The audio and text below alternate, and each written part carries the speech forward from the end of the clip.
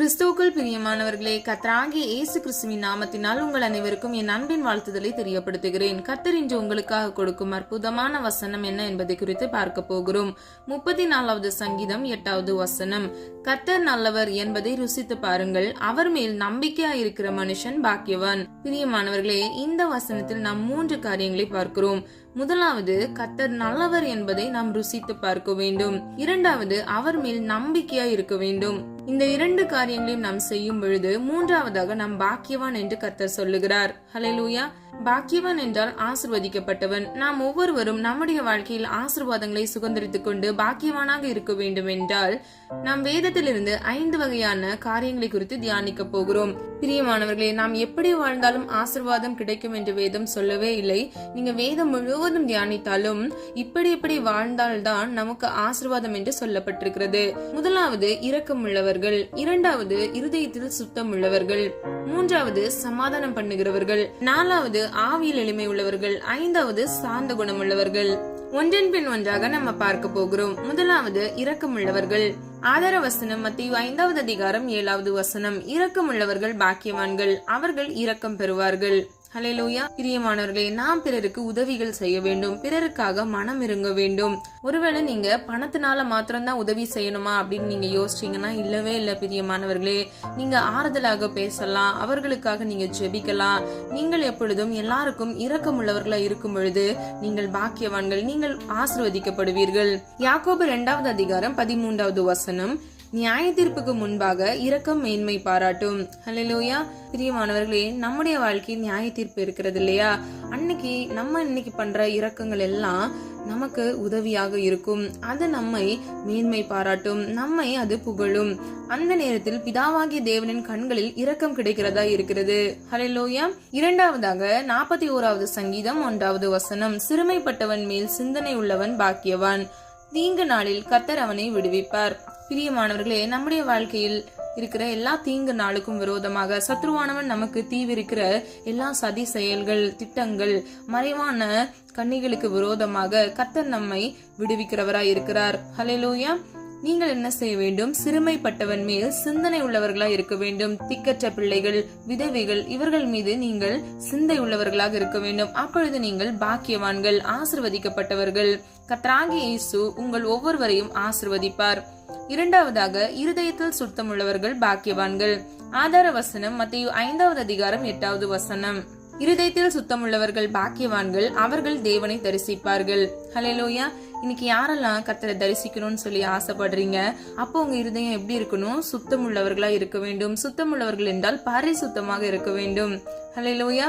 பிரியமானவர்களே, தீங்கு நினைக்க கூடாது, பொறாமை இருக்கக்கூடாது, பொய் சொல்லக்கூடாது, மாம்ச கிரியைகள் இருக்கவே கூடாது.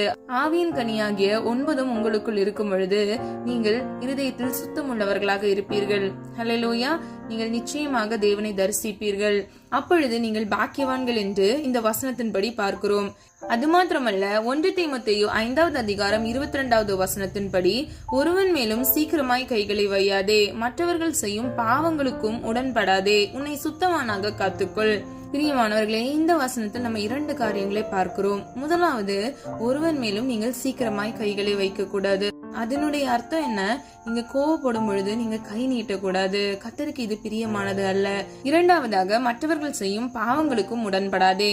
பிரியமானவர்களே, நீங்க பாவம் பண்ணல, ஆனா உங்க கூட இருக்கிறவங்க ஒருத்தங்க பாவம் பண்றாங்க, ஆனா நீங்க அதுக்கு உடன் போக கூடாது. நீங்க அது தெரிஞ்சும் தெரியாத மாதிரி இருக்க கூடாது. அது கர்த்தருடைய பார்வையில பிரியமானது அல்ல. நீங்கள் உங்கள் இருதயத்தை சுத்தமானாக காத்துக்கொள்ள வேண்டும். அப்பொழுது நீங்கள் ஆசீர்வதிக்கப்பட்டவர்கள். ஹல்லேலூயா. மூன்றாவதாக, சமாதானம் பண்ணுகிறவர்கள் பாக்கியவான்கள். ஆதார வசனம் மத்தேயு 5வது அதிகாரம் 9வது வசனம். சமாதானம் பண்ணுகிறவர்கள் பாக்கியவான்கள், அவர்கள் தேவனுடைய புத்திரர் எனப்படுவார்கள். ஹல்லேலூயா. பிரியமானவர்களே, ஒரு இடத்துல சண்டை நடக்குதுன்னு வச்சுக்கோங்களேன். அங்க போயிட்டு நீங்க என்ன பண்ணணும்? அவங்களுக்கு சமாதானம் பண்ணணும். ஆனா நீங்க என்ன பண்ணக்கூடாது? அந்த சண்டை பெருசாகிறதுக்கு நீங்களே ஒரு காரணமா இருக்க கூடாது. நீங்க கர்த்தருடைய பிள்ளையா இருந்தீங்க அப்படின்னா நீங்க என்ன பண்ணுவீங்க? சமாதானம் பண்ணுவீங்க. நீங்க தேவனுடைய புத்திரரா இருப்பீர்கள். அப்போ நமக்கு ஆட்டோமேட்டிக்கா நம்முடைய வாழ்க்கை ஆசீர்வாதமாக இருக்கும். ஏன்னா தேவன் ஒருவரும் சண்டை இடுவதையோ ஒருவரும் தர்க்கம் பண்ணுகிறதையோ அவர் ஒரு நாளும் விரும்புகிறதே இல்லை. அவர் சமாதானத்தின் தேவன், அவர் உண்மை உள்ள தேவன். ஹல்லேலூயா. இன்னைக்கு நீங்களும் நானும் கூட கர்த்தரை போல சமாதானம் பண்ணுகிறவர்களா இருக்க வேண்டும். அப்பொழுது நாம் பாக்கியவான் என்று வேதம் சொல்லுகிறது. அது மாத்திரமல்ல, கொலோசியர் 3வது அதிகாரம் 15வது வசனத்தின்படி சமாதானமா இருப்பதற்கு நாம் ஒவ்வொருவரும் அழைக்கப்பட்டிருக்கிறோம். ஹல்லேலூயா. அது மாத்திரமல்ல, சமாதானம் பண்ணுவோருக்கு சந்தோஷம் கிடைக்கிறது. அப்போ நம்மளால, நம்முடைய கிரியைகளினால ஒருத்தங்க சந்தோஷமா இருக்காங்கனாலே நம்மள கர்த்தர் ஆசீர்வதிப்பாரு. 4வதாக, ஆவியில் எளிமை உள்ளவர்கள் பாக்கியவான்கள். ஆதார வசனம் மத்தேயு 5வது அதிகாரம் 3வது வசனம். ஆவியில் எளிமை உள்ளவர்கள் பாக்கியவான்கள், பரலோக ராஜ்யம் அவர்களுடையது. ஹல்லேலூயா. பிரியமானவர்களே, இந்த வசனத்தின்படி ஆவியில் எளிமை உள்ளவர்களாய் நாம் இருக்க வேண்டும். எளிமை என்றால் என்ன? நம்ம தாழ்மையாக இருக்க வேண்டும். நாம் தாழ்மையின் ரூபம் தரித்துக் கொள்ள வேண்டும். அப்பொழுது நமக்கு பரலோக ராஜ்யம் நம்முடையதாக இருக்கிறது. ஹல்லேலூயா. நாம் அதற்கு சொந்தக்காரர்களாய் இருக்கிறோம். பிரியமானவர்களே, நம்ம எல்லாருக்கும் கர்த்தர் கொடுத்த வாக்குத்தத்தம் தான் நித்திய ஜீவனை நம்ம சுதந்திரித்துக் கொள்வது. இன்னைக்கு நம்ம ஆவியில எளிமை உள்ளவர்களாய், தாழ்மை உள்ளவர்களாய் இருக்கும் பொழுது நாம் பரலோக ராஜ்யத்துக்கு சொந்தக்காரர்களாக இருக்கிறோம். அது மாத்திரமல்ல, தாழ்மை உள்ளவர்களுக்கோ அவர் கிருபை கொடுக்கிறார் என்று வேதம் சொல்லுகிறது. பெருமை உள்ளவர்களுக்கோ அவர் எதிர்த்து நிற்கிறார். அப்போ நம்முடைய வாழ்க்கையில ஒரு நாளும் பெருமை என்பது வரவே கூடாது. எல்லாவற்றுக்கும் உரியவர் அவரே. சகலமும் அவராலே, அவர் மூலமாக உருவாக்கப்பட்டிருக்கிறது. இன்னைக்கு நம்ம கூட தேவனால் தான் சிருஷ்டிக்கப்பட்டிருக்கிறோம். நான் என்கிறவன் அனுதினமும் சாகிறேன் என்று பவுல் சொல்கிறார். அவர் தன்னையே தாழ்த்துகிறதை நம்ம பார்க்கிறோம். நம்ம தாழ்மையுடையவர்களா இருந்தோம் என்றால் பரலோக ராஜ்யம் நமக்கு சொந்தமாக இருக்கிறது. நாம் பாக்கியவனாக இருக்கிறோம். ஹல்லேலூயா. கடைசியாக, சாந்த குணம் உள்ளவர்கள். ஆதார வசனம் மத்தேயு 5வது அதிகாரம் 5வது வசனம். சாந்த குணம் உள்ளவர்கள் பாக்கியவான்கள், அவர்கள் பூமியை சுதந்திரித்துக் கொள்வார்கள். ஹல்லேலூயா. பிரியமானவர்களே, முந்தின டாபிக்ல நம்ம பார்த்தோம், ஆவியில் எளிமை உள்ளவர்கள் பரலோக ராஜ்யத்தை சுதந்திரித்துக் கொள்வார்கள். இதில் நம்ம சாந்த குணம் உள்ளவர்கள் பூமியை சுதந்திரித்துக் கொள்வார்கள் என்று வேதம் சொல்லுகிறது. அப்போ ஒரு மனுஷன் எளிமையாகவும் சாந்த குணம் உள்ளவர்களாகவும் இருந்தா அவங்க பரலோகத்தையும் சுதந்திரித்துக் கொள்வாங்க, பூமியையும் சுதந்திரித்துக் கொள்வாங்க. அப்போ இதற்கு ஆப்போசிட்டா இருக்கிறது என்ன? நம்ம கோவப்படுறது, நம்ம பிடிவாதமா இருக்கிறது, நம்ம பெருமையா இருக்கிறது. அப்ப இப்படிப்பட்ட காரியங்கள் எல்லாம் இந்த காலை வேளையில நமக்கு இருக்க கூடாது. பிரியமானவர்களே, சொல்லப்பட்ட ஒவ்வொரு காரியங்களையும் நீங்க ஆராய்ந்து பாருங்க. ஆராய்ந்து பார்த்து நீங்கள் அதன்படி செய்யும் பொழுது நீங்கள் ஒவ்வொருவரும் தேவனால் ஆசீர்வதிக்கப்பட்டவர்களாக இருக்கிறீங்க. சங்கீதம் 22வது அதிகாரம் 26வது வசனம். சாந்த குணம் உள்ளவர்கள் புசித்து திருப்தி அடைவார்கள், கர்த்தரை தேடுகிறவர்கள் அவரை துதிப்பார்கள், உங்கள் இருதயம் என்றென்றைக்கும் வாழும். ஹல்லேலூயா. பிரியமானவர்களே, இந்த வசனத்தின்படி சாந்த குணம் நமக்குள்ள இருந்துச்சு அப்படின்னா நம்ம புசித்து நம்முடைய அன்றாட தேவைகள் சந்திக்கப்படும் என்று வேதம் சொல்லுகிறது. அது மாத்திரமல்ல, நம்முடைய இருதயம் என்றென்றைக்கும் வாழும் என்று வேதம் சொல்லுகிறது. நமக்கு மரணம் இல்லை, நமக்கு அழுகை இல்லை, நமக்கு துக்கம் இல்லை. நம்முடைய வாழ்க்கையில என்றென்றும் ஆசீர்வாதங்களை கர்த்தர் கட்டளையிடுவார். நாம் என்ன செய்ய வேண்டும்? சாந்த ரூபத்தை தரித்துக் கொள்ள வேண்டும். ஒருவேளை உங்க ஜென்ம சுபாவத்துல உங்களுக்கு கோபம் வரதா இருக்கலாம். ஆனா நீங்க என்ன செய்யணும்? கர்த்தருடைய சமூகத்துல அதிகாலையில் எழுந்து கர்த்தரை நோக்கி விண்ணப்பம் பண்ணி மாம்ச குணத்தை நீங்கள் மாற்றிக்கொள்ள வேண்டும். நீங்கள் சாந்தம் உள்ளவர்களாய் இருக்கும் பொழுதே கர்த்தரிடத்திலிருந்து நீங்கள் ஆசீர்வாதத்தை சுதந்திரித்துக் கொள்ள முடியும். தேவன் தமது இரட்சிப்பினால் உங்களை அலங்கரிக்கிறார். ஹல்லேலூயா. இரட்சிப்பு என்றால் அவருடைய மீட்பு, அவருடைய விடுதலை.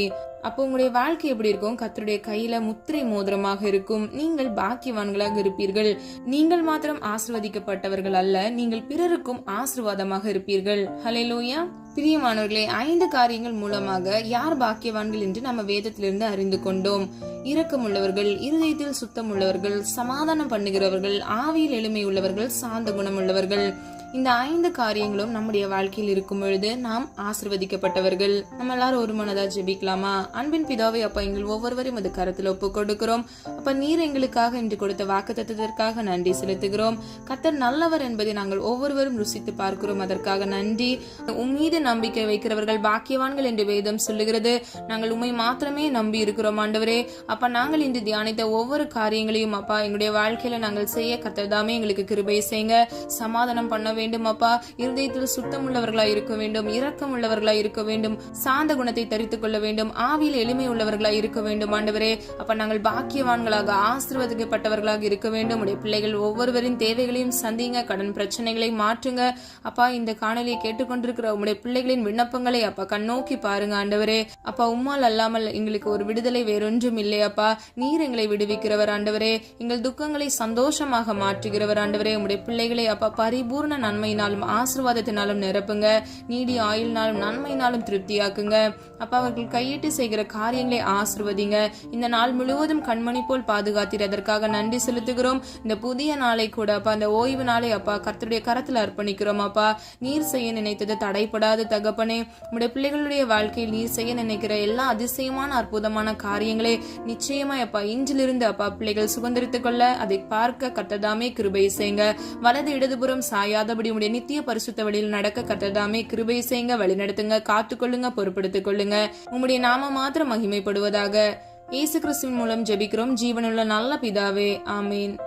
கர்த்தராகிய தேவன் தாமே உங்களுடைய வாழ்க்கையை வெளிச்சமாய் மாற்றி நீங்கள் ஒவ்வொருவரும் பாக்கியவான்களாக இருந்து ஆசீர்வாதத்தை சுதந்திரித்துக் கொள்ள உங்களுக்கு கிருபை செய்வாராக.